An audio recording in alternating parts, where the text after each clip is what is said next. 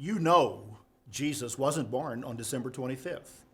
But you also may say, why does it matter? It doesn't really matter.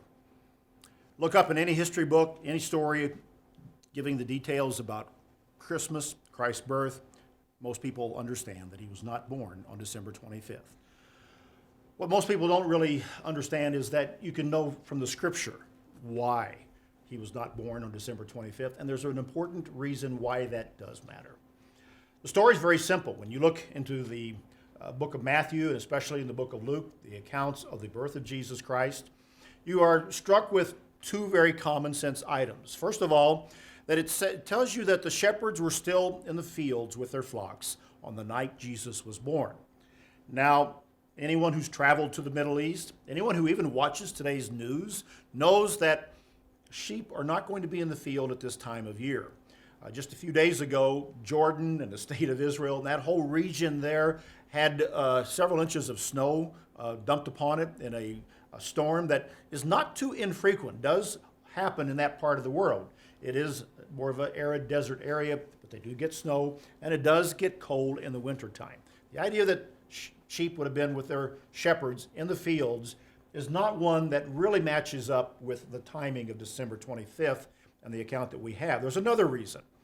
It is that Joseph with Mary, according to the decree from Caesar, went from their home in Nazareth south to Bethlehem because of a commanded census. Once again, no government official would have commanded that that census take place at that particular point in the midwinter. People were home. They were not traveling unless it was absolutely necessary at that time.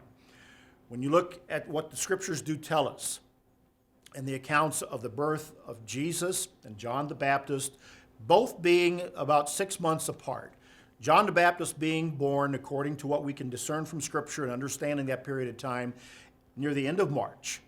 And because his mother, Elizabeth, was pregnant already when Mary went to her, according to the account, we fast forward 6 months from the end of March, we come to the end of September.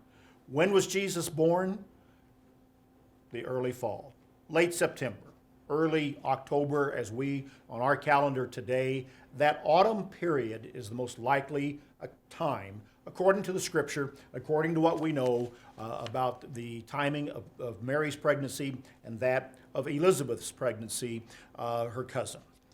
And so the scriptural account gives us very plain understanding that it was not December 25th. And this does make an important point.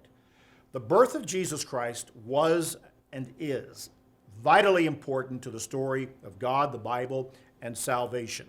And when we do come to understand the story of Christ's birth and his life, death, and resurrection, it's important that it all lines up properly, that not only do we understand it, but that we worship and we obey God in what is called spirit and in truth.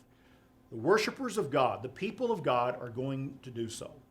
We cannot even take a day that we might think is convenient or according to custom or tradition.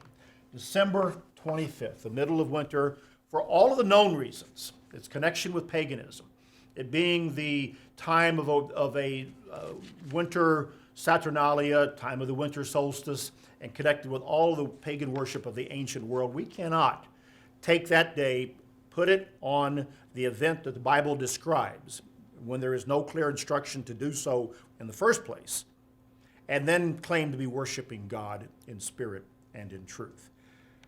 True worshipers are going to be doing it according to worshiping God according to spirit and truth in that tradition, and that's what's important.